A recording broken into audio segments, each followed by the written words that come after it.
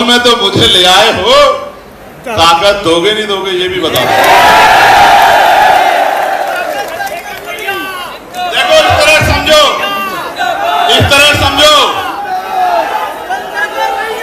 Cricket देखते हो ना, फिर आया एक लंबे बालों वाला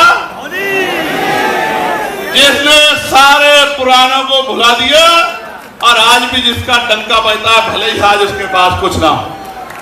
उसके बाद आए कोहली साहब, फिर आए सूर्य कुमार यादव साहब और आजकल बहुत शुभमन गिल और पता नहीं क्या क्या बड़े बड़े नौजवान, और अभी एक और वो सूर्यवंशी आ गए हैं और हमारा छोटा भाई रिंकू उसको।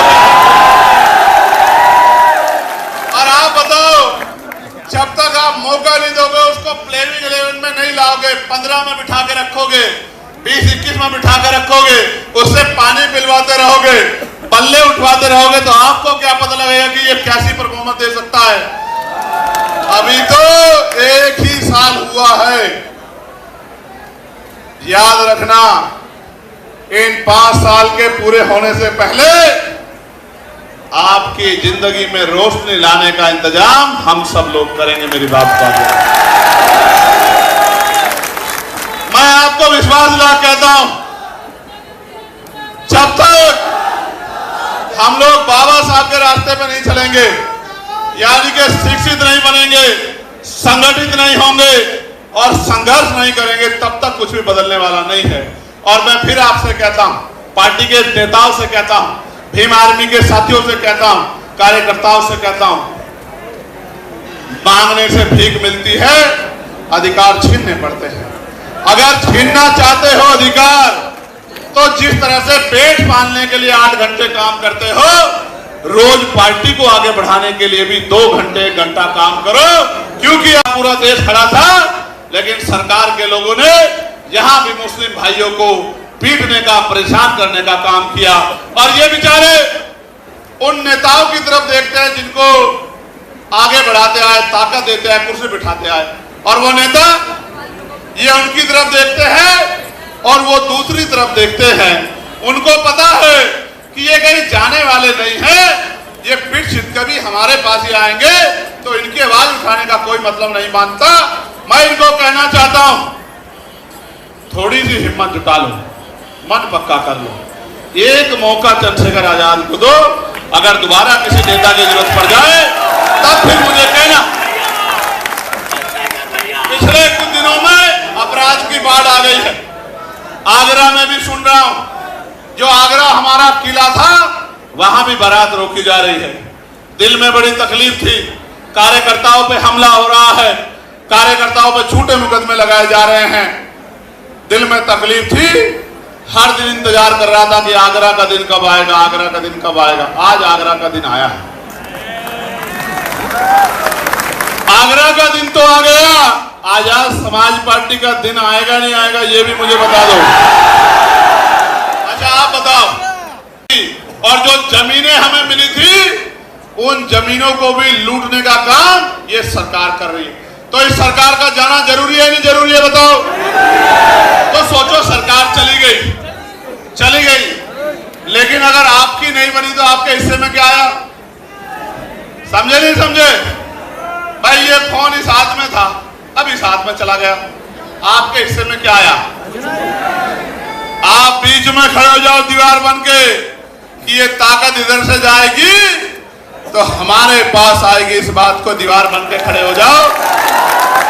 सुबह हो शाम, आप चाहे ईंटें उठा रहे हो, भट्टे पे हो, कोलू पे हो, रिक्शा चला रहे हो, कोई छोटी दुकान चला रहे हो, रेडी पटरी पे हो, एक ही बात आपके कान में गूंजनी चाहिए, जो बात आपसे कह के यहां से विदाई लूंगा, कि हमें अपनी ताकत 2027 में बनानी है। ये बात आपके कानों में हर समय गूंजनी चाहिए। और 2-3 नारे आपको मेरे साथ लगाने हैं। तैयार हो?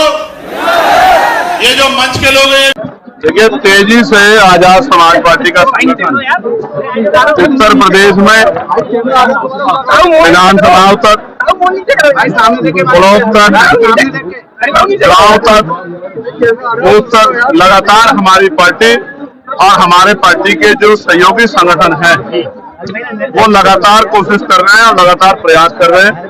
लगभग सभी विधानसभाओं में 70, 80% हमारा संगठन बन चुका है। अब उस संगठन को, क्योंकि त्रिस्तरीय पंचायत चुनाव आ रहे हैं, उसको और सक्रिय करके भाईचारा कमेटियां बना के प्रभु सम्मेलन के जरिए सत्ता की भूख, क्योंकि जिन पे पावर होती है उन्हीं का आत्मसम्मान भी सुरक्षित रहता है, उन्हीं को अवसर भी मिलते हैं। ये भूख जो है, जो पिछले 15 साल में हमारे लोगों में ठंडी हो गई थी, उसी भूख को दोबारा जगाने के लिए कि वो लोग राजकाज को समझे।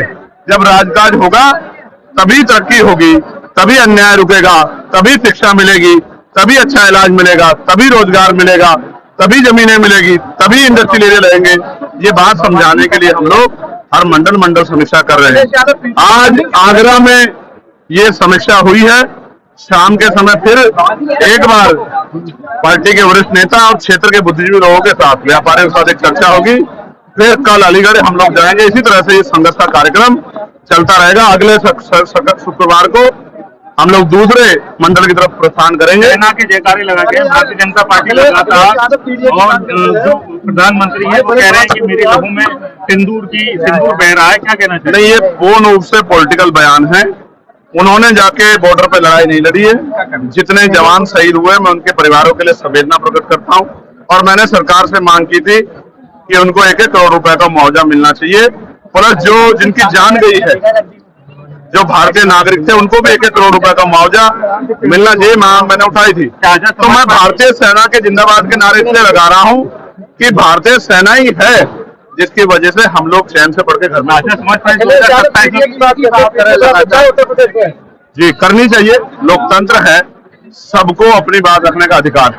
हम कमजोर वर्गों का नारा जो बहुजन समाज के लिए है, SC, ST, OBC और माइनॉरिटी के लोगों के लिए है, जो पिछले 40-45 साल से हमारे महापुरुषों ने संघर्ष करके जो भाईचारे के बीज तैयार किए हैं, उन्हीं को मजबूत करने का काम हम लोग कर रहे हैं। मैं नारों पे नहीं जाता। नारे तो मोदी जी भी अच्छे लगाते हैं, नारे तो अन्य पार्टी भी अच्छा लगाती है, लेकिन क्या उसका फायदा जनता को मिलता है? तो नारों में कुछ नहीं रखा। कथनी और करनी में जिनके फर्क है, देश प्रदेश उनको भी जानता है कि उनको उन सरकारें में आने पे उन्होंने क्या क्या हासिल जो है कमजोर वर्गों किया है, लेकिन छिपावा नहीं। अभी त्रिस्तरीय पंचायत चुनाव में आप देख लेना, आजाद समाज पार्टी उत्तर प्रदेश का सबसे बड़ा दल बन के सामने आएगा। इस बात को मेरी आप याद रखना, क्योंकि बेमार में आजाद समाज पार्टी के साथियों ने, ये तो लोग चुनाव में निकलते हैं 24 घंटे 7 दिन, वो समाज की सेवा के लिए, बहन बेटियों के सम्मान के लिए, नौजवानों किसानों के रोजगार और उनके समस्याओं के हल के लिए सड़कों पर रहते हैं। इसलिए जनता का विश्वास आजाद समाज पार्टी के साथ बढ़ रहा है। बाकी दलों को उन्होंने आजमा के देख लिया है, और अगर वो दल अच्छे होते तो उनकी सरकारें क्यों बदलती?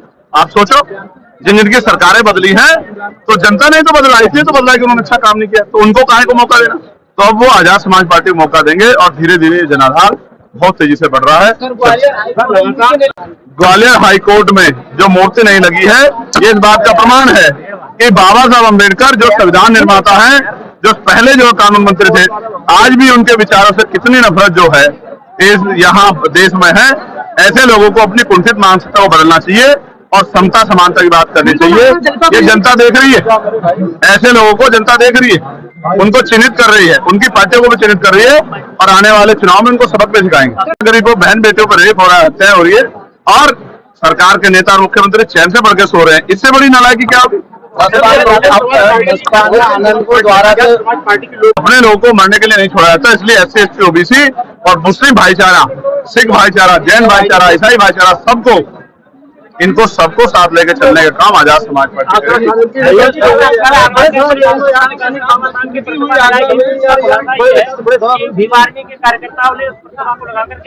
तो छोड़ती, लेकिन पुलिस ने जिस तरह का व्यवहार यहाँ कार्यकर्ता के साथ किया, आप ये बताओ, पार्लियामेंट में तो गृह मंत्री जी ने बाबा साहब के बारे में सब कहे थे और सारी पार्टियों ने नारे लगाए थे, सारी पार्टियों ने हल्ला मचाया था। इवन गृह मंत्री जी ने बाद में कहा कि हम तो उनका बड़ा सम्मान करते हैं, सारी पार्टियों ने कहा सम्मान करते हैं। यहाँ बाबा साहब के जो तैल लगी हुई थी उस पर जिस तरह का अपमान किया गया, अपमान, कभी संविधान बदलने की बात, ये क्या कवायद चल रहा है हिंदुस्तान? ये देश के गद्दार हैं। मोहन भागवत से पूछिए, कहता है कि ब्राह्मणों को और हिंदुओं को समलैंगिक होना जाना चाहिए। अरे तुम जा करके अपना खुदवाओ पिछवाड़ा, पूरे देश को काहे कह रहे हो? आप मुझे बताइए, इस तरह का घिनौना तुम वक्तव्य दोगे? लेकिन कोर्ट में कोई बीजेपी का नेता या वकील नहीं है ना, वो तो अलग लोग हैं जो विरोध कर रहे हैं ना। भैया लीगल सेल होता है, हर पार्टी में होता है। वो बीजेपी का लीगल सेल है, ग्वालियर हाई कोर्ट में मौजूद है। तो वहाँ तो सीएम मोहन की जिम्मेदारी है ना कानून व्यवस्था की।